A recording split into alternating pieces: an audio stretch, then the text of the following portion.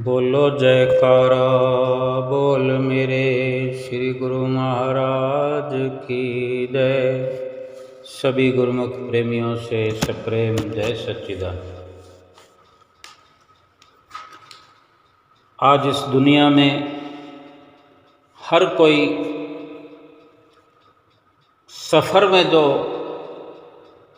एक जगह से दूसरी जगह वाहनों का इंतज़ाम करते हैं, वाहनों का इस्तेमाल करते हैं, एक प्रकार से होड़ सी लगी हुई है। एक वक्त जो कि पहले इस प्रकार के वाहन नहीं होते थे, पैदल दूर दूर तक जाना होता था। ज़्यादा दूर के लिए पानी के भीतर नाव में, नौका में सवार होकर एक जगह से दूसरी जगह जाना होता था। चाहे गरीब हो, अमीर हो, लेकिन जीवन खुशहाल होता था, चिंताएं नहीं होती थी और शारीरिक जो आज देखने में आता है कि दुख हैं, परेशानियां हैं शारीरिक, पहले की बनस्पत आज ज़्यादा है, जबकि साधन बहुत है, शरीर को सुखी बनाने वाले साधन हैं। पहले 4-4, 5-5, 6-6 घंटे रोज का रोज चलना तो आम बात होती थी, और जो कुछ अधिक दूर का सफ़र करते थे तो कई कई दिनों तक सफ़र ही करते रहते थे, क्योंकि दूर दूर तक जाना तो पड़ता था। चाहे तीर्थ यात्रा करने जाना हो या व्यापार के लिए जाना हो, जाना तो होता ही था। लेकिन बसें नहीं होती थी, कारें नहीं होती थी, मोटर बाइक नहीं होती थी। फिर धीरे धीरे चल के साइकिल का आविष्कार हुआ। वो साइकिल भी अगर आविष्कृत हुई तो वो भी शरीर के लिए लाभकारी ही थी, क्योंकि साइकिल को आज डॉक्टर लोग बताते हैं कि साइकिल चलाया करो। बहुत से लोग जो शारीरिक परेशानियों से घिरे हुए डॉक्टर के पास जाते हैं, उन्हें डॉक्टर ये सलाह दिया करते हैं। और साइकिल चलाने के लिए अस्पतालों के अंदर भी ये सुविधाएं हैं कि वहाँ जा कर के थोड़ी देर साइकिल चला कर के रोज़ आया जाए, या कुछ दिनों तक चलाया जाए साइकिल को वहीं पर रखे हुए, ताकि शरीर के अंदर ब्लड सर्कुलेशन है या कुछ ब्लॉकेज है। कहने का भाव इतना ही है कि जितने जितने साधन आज बढ़ गए हैं, आविष्कार हो गया है, खोज हो गई है सुखों की। खोज तो इंसान सुखों की करता चलाया है और कर रहा है, जाने कब तक करता रहेगा। लेकिन प्राप्त तो दुख हो रहे हैं। यही तो बात समझ में नहीं आती। सुखों की खोज कर रहे हैं, सुखों के साधन बनाए जा रहे हैं, साधन पर साधन जुटाए जा रहे हैं। घर घर में साधन है, घर घर में फटफटी है, कारें हैं। सवार हो जाओ और गर्र से एक ठिकाने से दूसरे ठिकाने, एक शहर से दूसरे शहर पहुंच जाते हैं। एक राज्य से दूसरे राज्य में 2-2, 3-3 राज्य एक साथ क्रॉस कर लेते हैं एक ही दिन में। कितनी ट्रेनें चलती है, कितने हवाई जहाज चलते हैं। लेकिन एक वक्त जो ऐसा था, साधन नहीं थे, हाथी घोड़ों पर भी सवारी किया करते थे लोग, ऊँट की सवारी करते थे, गधे की सवारी करते थे, खच्चरों की सवारी करते थे, जो संपन्न लोग होते थे। लेकिन आज इन सवारियों को कोई पूछता नहीं, सभी हवाई जहाज में चढ़ने की होड़ में लगे हुए हैं, जरूरत ना हो तो भी जाएंगे। लेकिन उसी वक्त एक गाना फिल्माया गया था, काफ़ी पुराना, बरसों पहले, कि सजन रे झूठ मत बोलो,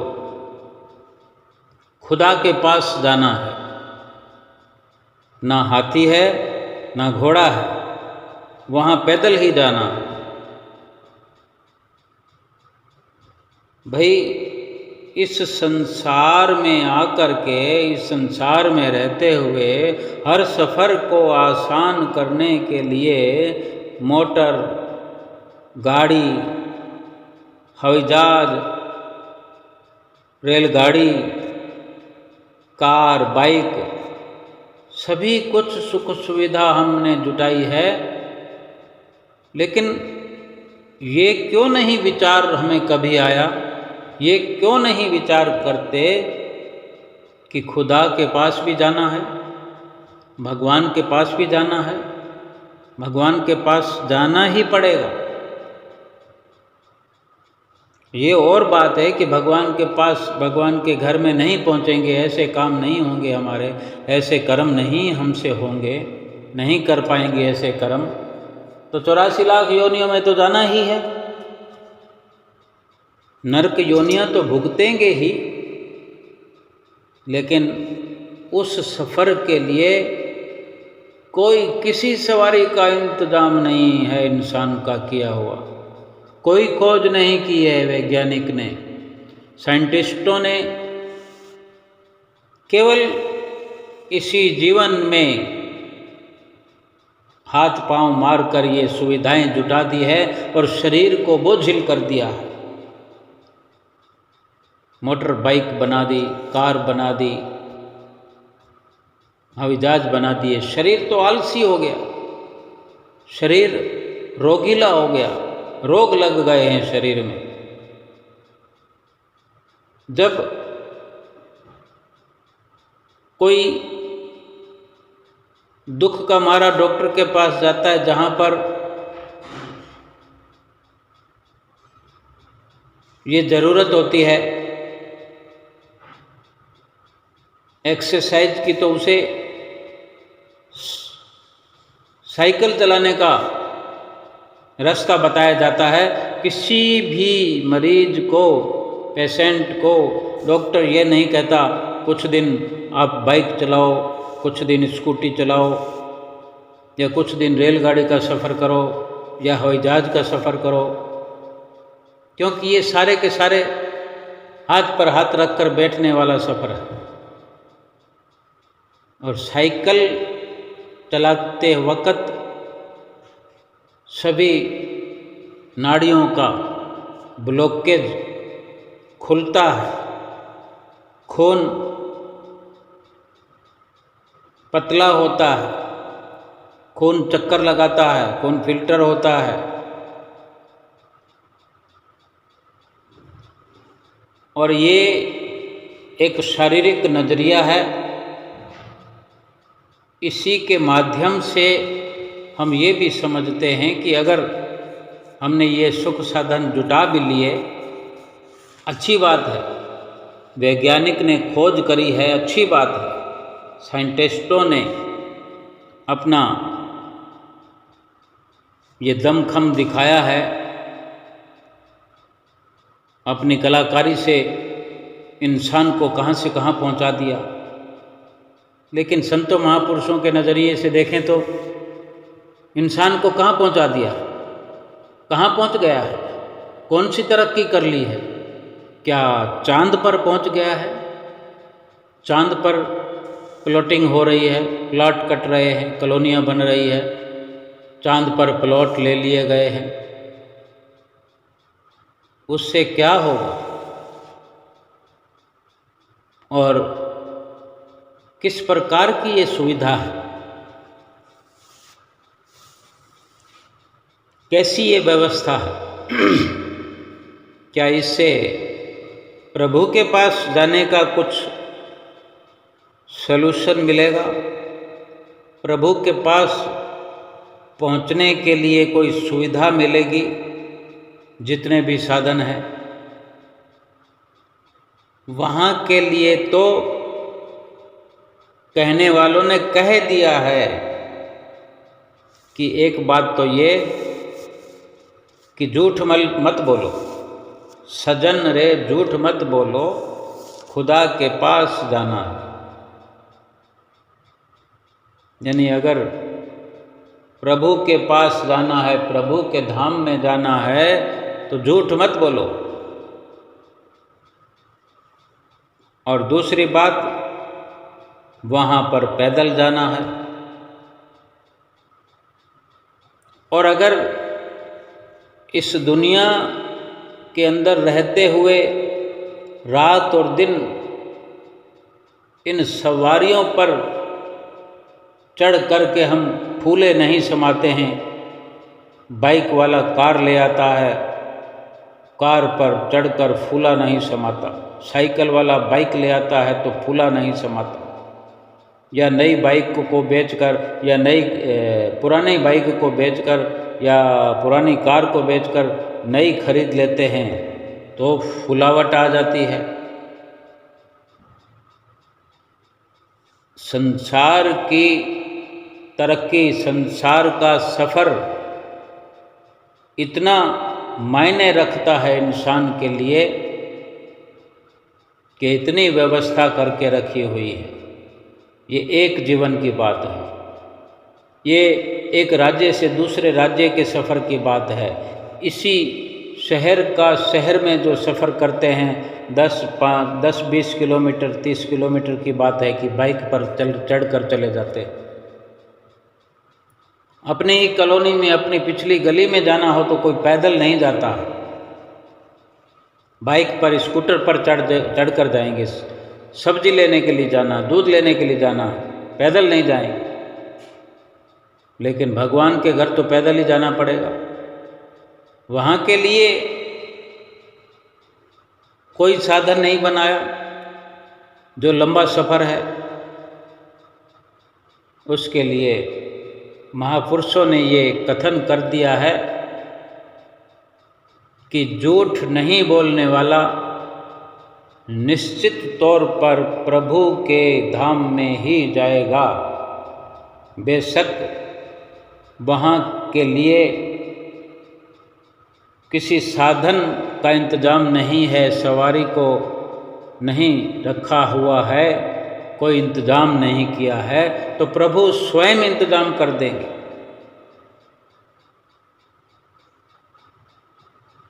वक़्त के संत महापुरुषों की जिन्हें शरण संगति हासिल हुई है, उन्हें ये मालूम है, वो रोज़ सफ़र करते हैं, वो रोज़ खुदा के पास जाते हैं, वो पैदल नहीं नाम रूपी जहाज पर चढ़कर जाते हैं। आओ जिना पार लंघना सतगुरा ने जहाज बनाया। ये जहाज नाम रूपी जहाज है। नाम रूपी जहाज पर सवार होकर के जो सुमरन करते हैं, सुमरन में आत्मा सफ़र करती है।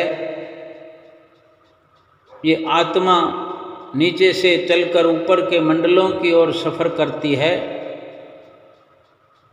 तो क्या कोई ये यूं ही सफ़र कर रही है? क्या ये हवा में तीर चलाना है? नहीं, ये मालिक के धाम की ओर पहुँचने का यत्न होता है नित्य प्रति। और जो नित्य प्रति भजन सुमरन करते हैं अपनी आत्मा को, ऊपर के मंडलों में ले जाते हैं, यकीनन वो रोज के रोज उस खुदा से, उस प्रभु परमात्मा से मिलते भी हैं,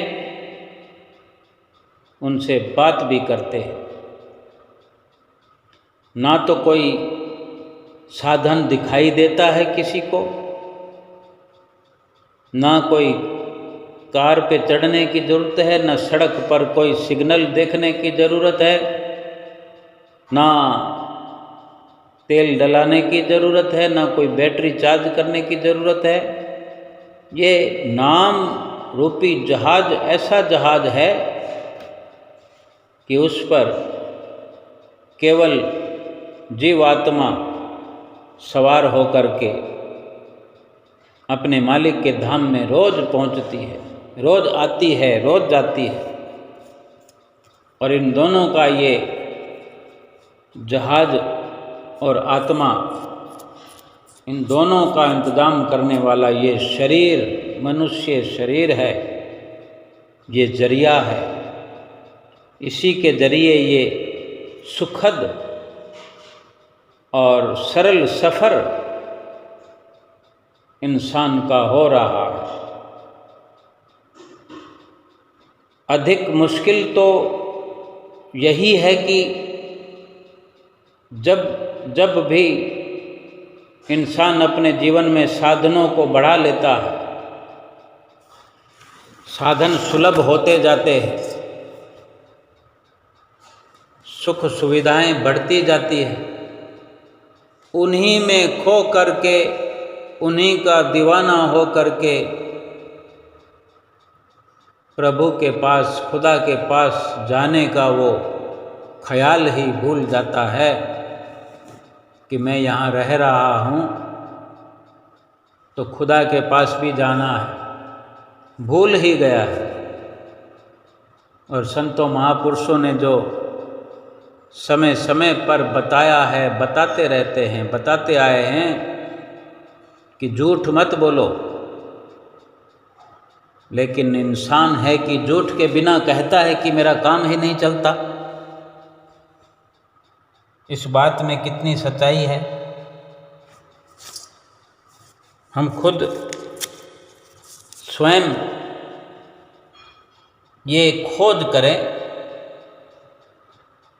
कि क्या वाकई झूठ के बिना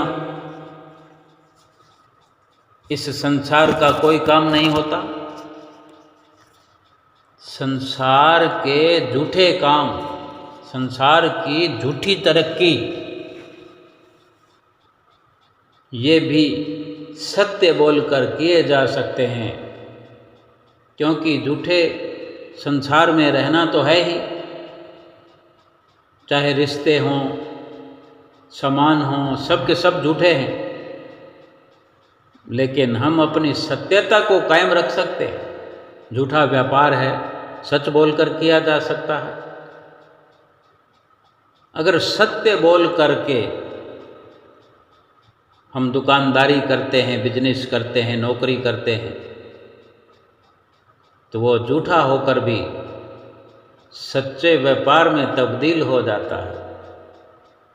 झूठे रिश्तों में भी अगर हम सत्य का व्यवहार करते हैं, सत्य बोलकर उनसे व्यवहार करते हैं, उन रिश्तों में भी सच्ची सत्यता की झलक आने लगती है। लेकिन अगर हम स्वयं इस बात को समझेंगे नहीं और यही तर्क अपने आप से भी और सभी से करते रहेंगे कि झूठ बोलना ही पड़ता है, लेकिन ये कोई नहीं सोचता कि झूठ बोलने के लिए किसने कहा। कहीं किसी ग्रंथ में, किसी पोथी में, किसी संत ने कहीं कोई इशारा नहीं दिया कि झूठ बोला जाए। ये झूठे संसार की झूठी नाटिकाओं में, झूठी फिल्मों में भी सत्य का इशारा दिया गया है कि सज्जन रे झूठ मत बोलो, खुदा के पास जाना है। ना हाथी है ना घोड़ा है, वहाँ पैदल जाना है। तेरे ये महल चौबारे यहीं रह जाएंगे सारे, अकड़ किस बात की प्यारे, यही किस्सा पुराना है। किस बात की अकड़ है, इंसान किस बात की अकड़ करता है। ये महल माड़ियाँ चौबारे यहीं रह जाने वाले हैं। क्या इतनी भी हमें समझ नहीं होनी चाहिए कि ये सारी की सारी रचना जो हमने ही रचाई है, हमारे हाथों से जो हमने रचना रचाई है, वो सब यहीं की यहीं धरी रह जाएगी। कुछ ऐसी रचना भी हम कर सकते हैं, इसी जन्म में ही हम कर सकते हैं। हम कुछ रचना करने के लिए आए।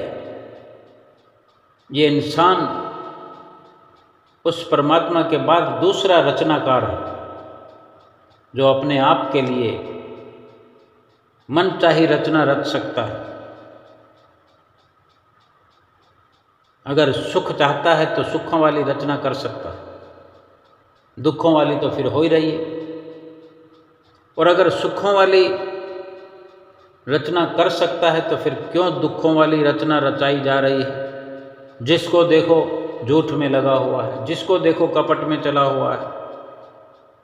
किसी दुकान पर चले जाओ, किसी से संपर्क कर लो, कोई लेन देन की बात करो, एकदम एक दूसरे को ठगी का शिकार बनाने के लिए बिल्कुल तैयार बैठे होते हैं। जिसका दाव लग जाए बस वो ठगने के लिए, छल करने के लिए, कपट करने के लिए तैयार है। कुछ भी नहीं देखा जाता कि ये ठगी मेरे लिए ही मुश्किलें खड़ी करेगी, ये झूठ मेरे लिए ही मुश्किलें खड़ी करेगा। नकली सामान है, झूठा सामान है, टिकाऊ सामान नहीं है, फिर भी दुकानदार कह देते हैं बहुत बढ़िया है, बहुत बढ़िया है, बहुत बढ़िया है। झूठ हो गया। जैसी भी बात हो वो साफ सुथरी कह देने से भी माल बिक जाएगा। सच्ची सच्ची बात करने से भी सामान बिकता है। लेकिन हम अपने दिल से पूछें कि हमें झूठ बोलने की ज़रूरत क्या है। क्या ज़रूरत आन पड़ी है कि हम झूठ बोलें। क्या हम झूठ बोलकर स्वीकार किए जा रहे हैं प्रभु की दरगाह में। जरूरी नहीं है कि हम मरने के बाद में स्वीकार किए जाएंगे। अभी से स्वीकार्यता का कार्य शुरू है। जो हम कर्म कर रहे हैं, जो हमारी बोली चाली है, उसी के आधार पर भाई खाता तो बन रहा है, लिखा जा रहा है। जब समय पूरा हो जाएगा तो भाई खाता आगे कर दिया जाएगा। यानी अभी से निश्चित हो रहा है कि हम स्वीकार हो रहे हैं कि नहीं हो रहे। और हमें भी यकीन होना चाहिए। सब कुछ यहीं रह जाना है। सब कुछ यहीं रह जाने वाली वस्तुओं के लिए झूठ बोलना, कपट करना, छल करना, किसी का दिल दुखाकर उससे ठगी कर लेना। भला हमारा दिल सुख कैसे पाएगा अगर किसी को हमने छल से ठग लिया। वो धन हमारे किस काम आएगा। अधिक धन एकत्र करके हम यहाँ पर रख कर चले जाए। बड़े बड़े माफिया, बड़े बड़े डॉन इस दुनिया में हम आज के वक़्त में देख रहे हैं। इस कलयुग में कोई ये न सोचे कि ये कलयुग आ गया है। कलयुग में सत्य का पतन हो रहा है, ऐसा कुछ भी नहीं है। अभी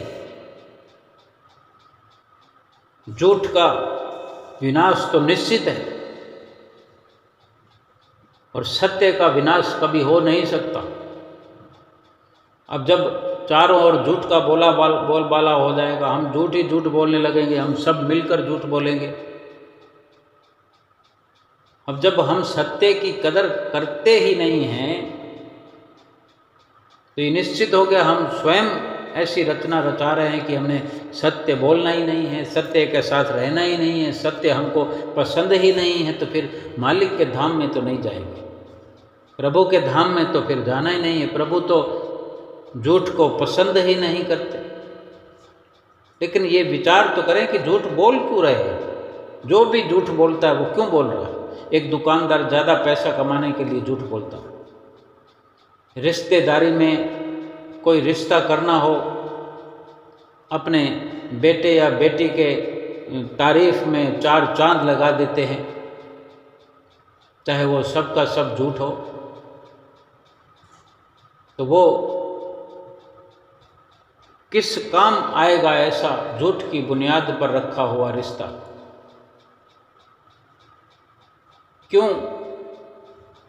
क्यों झूठ बोलकर किसी के साथ ठगी हम करते हैं? बता दिया जाना चाहिए।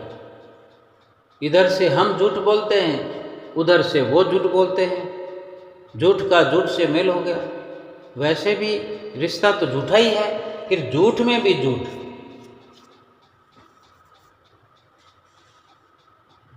कलयुग के अंदर सच्चाई का बहुत बड़ा बोलबाला है, और कलयुग अभी आया नहीं है। कलयुग शुरुआत कर रहा है, अभी शुरुआत मात्र है। जितना भी झूठ बोलते जाएंगे चारों ओर, झूठ के अंदर, झूठ के चक्रव्यूह में हम खुद फंसते जाएंगे, और हमारा किया कराया हमारे ही सामने आएगा, हमारे ही काम आएगा। बड़े बड़े झूठ बोलने वालों का, बड़े बड़े जुल्म सितम करने वालों का, बड़े बड़े अत्याचारियों का देखते ही देखते हम खात्मा हो जाता है। ये सब समझने की बात है। ये नहीं सोचा जाना चाहिए कि झूठ बोलकर कोई आगे निकल सकता है, झूठ बोलकर के कोई अधिक लाभ प्राप्त कर सकता है, झूठ बोलना आसान है, झूठ बोलकर आसानी से तरक्की की जा सकती है। ये केवल अपने मन को तसल्ली देने की बात है। जिस धन को छोड़कर जाना है यहाँ पर, उस झूठे धन के लिए झूठ बोलकर अपने लिए मुश्किलों को क्यों बढ़ाना? जिस धन को छोड़ जाना है,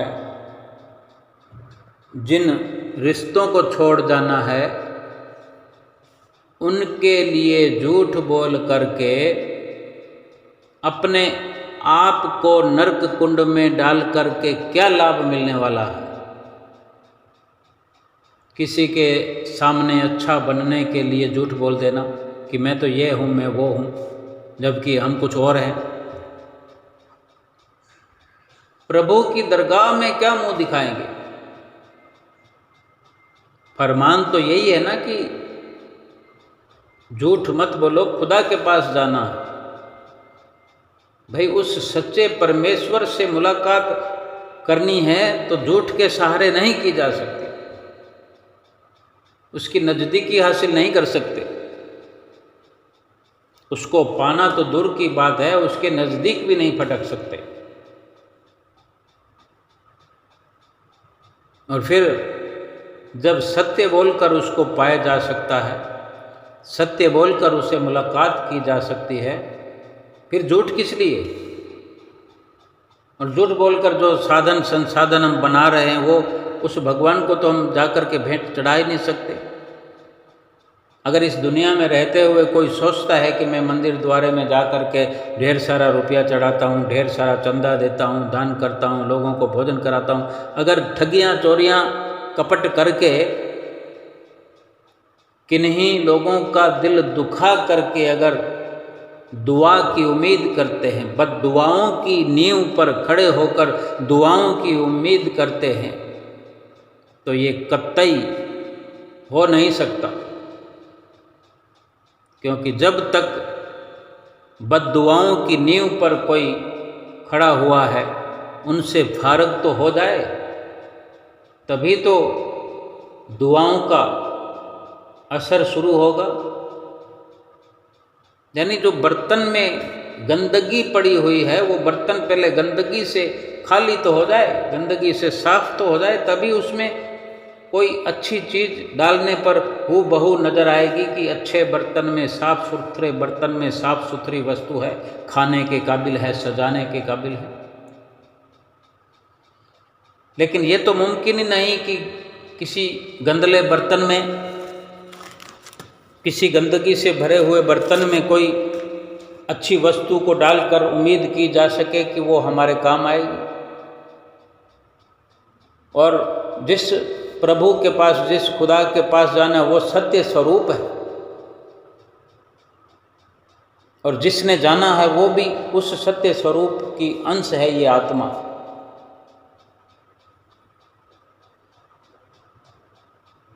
और फिर ये झूठ किसके लिए, छल कपट किसी के लिए? बेकार में जीवात्मा के लिए, मुसीबत खड़ी करने के लिए। हमें कब किसने कहा कि झूठ बोलो और राज करो, छल कपट करो और ऐश करो? अक्सर ऐसा कहा सुना जाता है, लेकिन हम अपने से पूछें कि हमें किसके आधार पर चलना चाहिए? यहाँ पर ऐसा कहने वाले भी इस दुनिया में आते रहे हैं, आज भी हैं। हम श्री गुरु महाराज जी के अनुयायी हैं। हमें कब किस वक़्त शिक्षा प्राप्त हुई कि झूठ बोलो, राज करो, छल कपट करो, ऐश करो? बड़ी विनम्रता से हमारे श्री गुरु महाराज जी हमें समझाते हैं, नेक राह पर चलाते हैं, सुमरन की भट्ठी में तपना सिखाते हैं। हमारे लिए हर एक इशारा जो वो करते हैं, हमारी आत्मा को गदगद करते हैं, हमारी आत्मा सुरखुरु होती है, अपने आप से मिलाते हैं, अपने आप से मिला लिया है। और शरीर के जाने पर ये व्यवस्था पक्की कर दी है कि हम सत्य की राह पर चलकर सत्य स्वरूप परमात्मा के पास मिलने के अधिकारी हैं और मिलेंगे। ना 84 लाख योनियों में जाना है, ना नरक कुंड में सड़ना है। केवल और केवल अपने सतगुरु के धाम में पहुंच करके अपने सतगुरु से एकाकार होना है। जो यहाँ से चले गए हैं, क्या कोई दावा कर सकता है कि वो साथ में एक पाई भी ले गए हों? यहाँ से जाते वक्त कोई बंगले गाड़ियाँ साथ ले गए हों? पैदल ही गए हैं। तो ये जो भी व्यवस्थाएं हमने मोटर गाड़ियों की करी है, महल माड़ियों की है, इनमें सब झूठ का पसारा छिपा हुआ है। झूठ की सारी रचना हमने, झूठ के पुलिंदों पर ये सब महल खड़े कर दिए हैं। झूठ की नींव पर ये सारी मिल्कियत है। अगर नहीं है तो फिर इनको छोड़ने का ख्याल अपने भीतर मात्र ख्याल ही पैदा करके बताओ कि इसको छोड़कर जा रहे हैं। और ये गुरमुख प्रेमी तो कर सकते हैं, अपने महलों को छोड़ करके 2-2 महीने, 3-3 महीने, 4-4 महीने, और इतना कि जिन्होंने छोड़ करके सतगुरु के चरणों में जो शरण ली तो फिर उन्हीं के बन गए। वो पैदल ही चले जाएंगे, सतगुरु की आज्ञा व मौज पर चलते हुए भगवान के घर ऐसे पहुँचेंगे कि किसी को कानो कान खबर भी नहीं होगी। यही तरीका संतों महापुरुषों का बताया हुआ, सत्य बोलते हुए, सत्य के साथ रहते हुए, सत्य को अपने साथ रखते हुए, संतों महापुरुषों के जो हम वचन सुनते उन पर अमल करते हुए, अमली कार्रवाई करते हुए अपनी आत्मा को रोज का रोज सतगुरु से, परमात्मा से मुलाकात कराते रहें, भजन स्मरण करते रहें और एक दिन परमात्मा के साथ मिल जाएं। बोलो जयकारा बोल मेरे श्री गुरु महाराज की जय।